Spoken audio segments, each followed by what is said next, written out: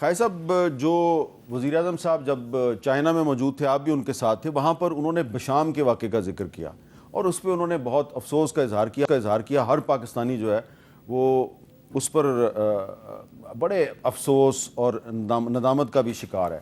لیکن وزیر اعظم صاحب چائنا سے واپس آئے تو فوری طور پہ ان کو آج صبح جو ہے ایک فوجی افسر کیپٹن فراز کے جنازے میں شرکت کرنی پڑی. اب یہ جو اس سے پہلے بھی وہ اس طرح کے جنازوں میں شرکت کر چکے ہیں، آپ بھی ان کے ساتھ گئے ہیں کئی دفعہ، یہاں تک کہ آصف زرداری صاحب بھی جو ہیں ان کو بھی میں نے دیکھا ہے کہ وہ بھی جا رہے ہیں.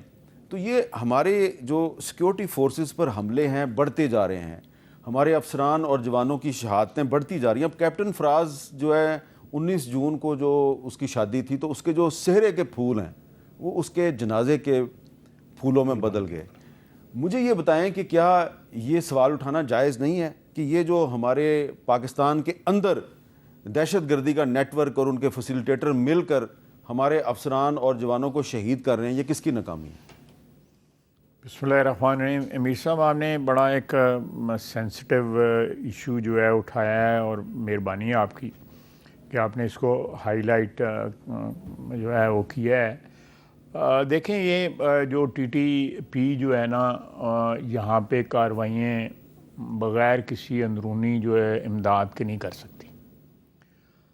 مثلا یہ جو گاڑی آئی جو داسو جس نے بلاسٹ کیا، جس میں 5 شہید ہوئے ہیں، ورکرز جو ہیں وہاں پہ جو کام کر رہے تھے چینی، وہ 10 دن یہاں پہ پھرتی رہی ہے. پوری لدی ہوئی تھی وہ بارود کے ساتھ. اچھا. وہ گاڑی، اور وہ چمن کے راستے داخل ہوئی ہے.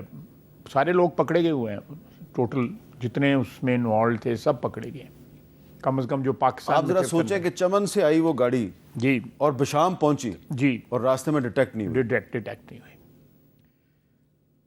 اب راستے میں جو چیک پوسٹیں ہیں، کون لوگ ہیں ان میں، یہ سارے روٹ جو ہیں اسمگلنگ کے لیے بھی استعمال ہوتے ہیں.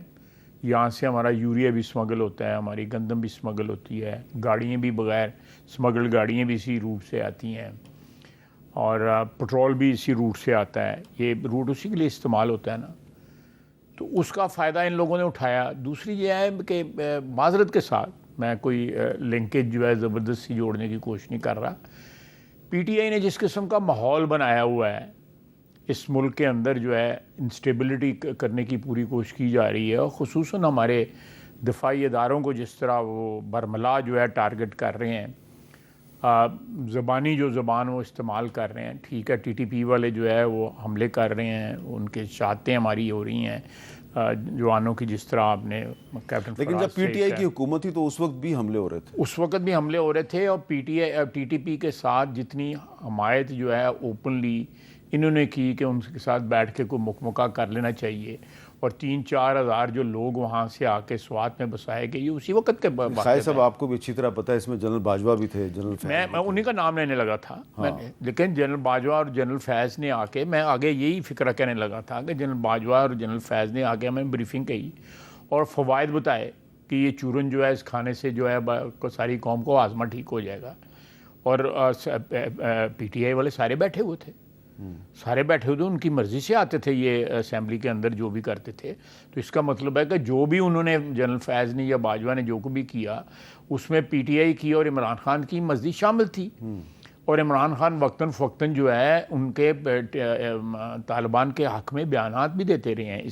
یہ بھی آپ کی تاریخ کا حصہ ہے. تو میں اس میں ایک جو ہے وہ گٹھ جوڑ کی بھی جو ہے نا وہ دیکھتا ہوں کہ ایک پاسبلٹی ضرور ہے کہ یہ جس طرح کا ٹویٹر کے اوپر یا انسٹاگرام پہ یا فیس بک کے اوپر ایک نیریٹو بنایا جا رہا ہے بڑے مہینوں سے، خاصے مہینوں سے، ساتھ ساتھ کہتے ہیں ہم نے ان سے مذاکرات بھی کرنے ہیں، اور پھر یہ نیریٹو بناتے ہیں، اور اس میں جو ہے شہداء کی بھی تضحیق کرتے ہیں.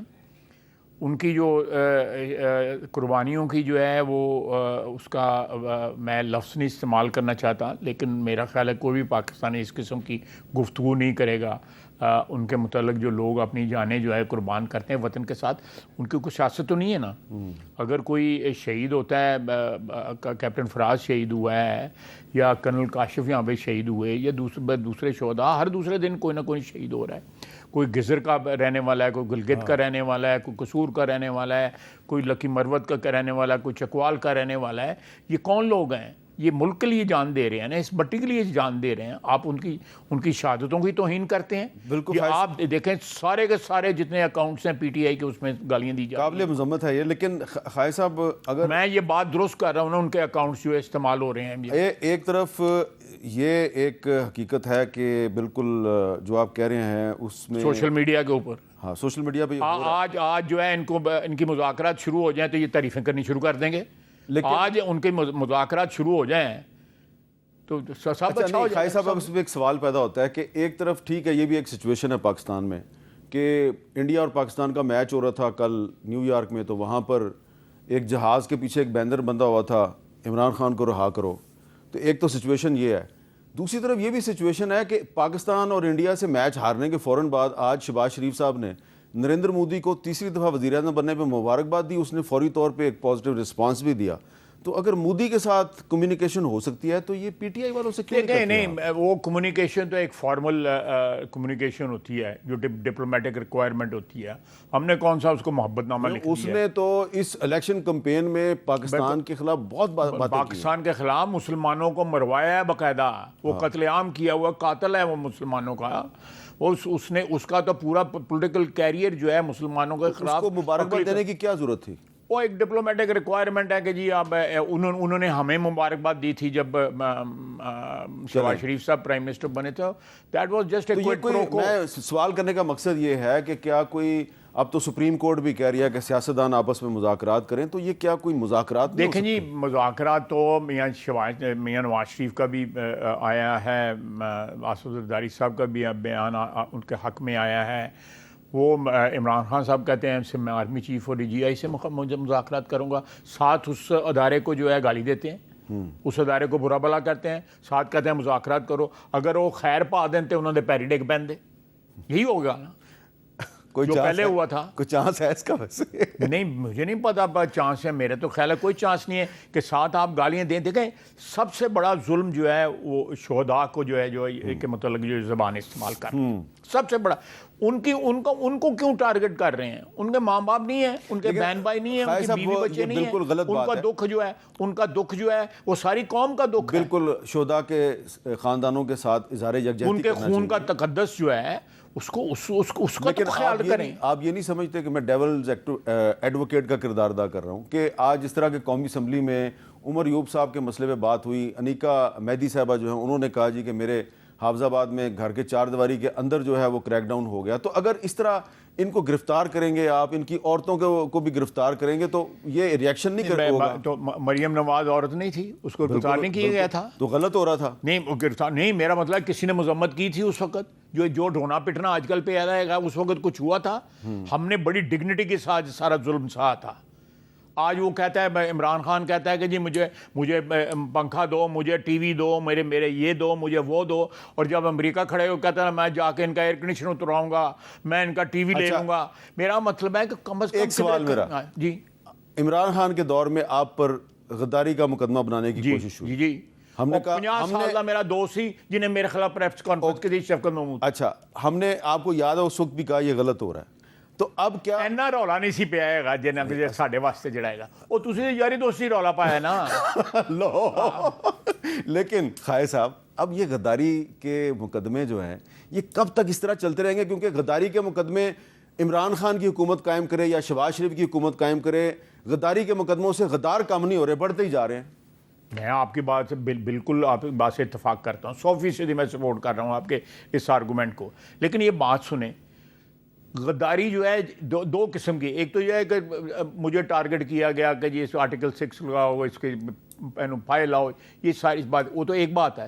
دوسرا یہ ہے کہ آپ سے اقتدار چھن گیا ہے تو آپ باتیں اس طرح کی کرتے ہیں جس طرح غدار باتیں کرتے ہیں۔ آپ سے اقتدار چھنا گیا ہے نا، وہ شیخ مجیب کی بات کرتے ہیں جو آپ بھی کرتے تھے. آپ بالکل کرتے تھے لیکن میں تو عینی گواہ ہوں نا. آپ بھی اس وقت بچے ہوں گے جس وقت کی میں بات کر رہا ہوں, 1970-69 کی میں بات کر رہا ہوں. میں شیخ مجیب کو ملا ہوا ہوں. میں 4 وزرائے اعظموں کو جو ہے بنگلہ دیش کے ملا ہوا ہوں. تاج الدین, مشتاق کھنڈکر, نذر الاسلام اور مجیب الرحمان, 4 کو ملا ہوا ہوں. یہ بڑی ایک اور آپ جب آپ ملے تھے شیخ مجیب کو, وہ غدار تھا؟ نہیں, وہ اگرتلہ کانسپریسی کیس میں نہیں سمجھتا کہ وہ غدار تھا اس وقت. تو پھر آپ کے اور عمران اور خان جو ہے نہیں, آپ کو اور عمران خان کا موقف, عمران خان نے پہلے کیا کہا تھا اس کے بارے میں؟ سر 2011 میں عمران خان نے اسی انٹرویو, میرے انٹرویو میں, اسی پروگرام کے انٹرویو میں کہا تھا کہ وہ جو بھی ان کے ساتھ ہوا وہ غلط ہوا 2011 میں. نہیں, میں دیکھیں وہ اس نے شیخ مجیب کے بارے میں زیادہ جو بری بات ہے اس نے اوپینین اپنے چینج کیے ہیں. ہاں, کسی وقت کچھ کہا, کسی وقت کو, یہ اس کی عادت ہے. وہ میرا مطلب جو سوٹ ہے کیا چھڑا ہے, جنہیں نال کو بندہ بیٹھا ہوا ہے وہ کہنا کہ آپ کے بارے میں بھی تو رائے چینج کی نا. پہلے تو وہ نون لیگ کے بہت قریب تھا, آپ کا بڑا دوست تھا, اس کا بھی میں عینی شاہد ہوں. ہاں بالکل, تسی رل کے روٹی کھا دی تھی میرے کو. ایک بریک لیتے ہیں, بریک کے بعد دوبارہ ملتے ہیں.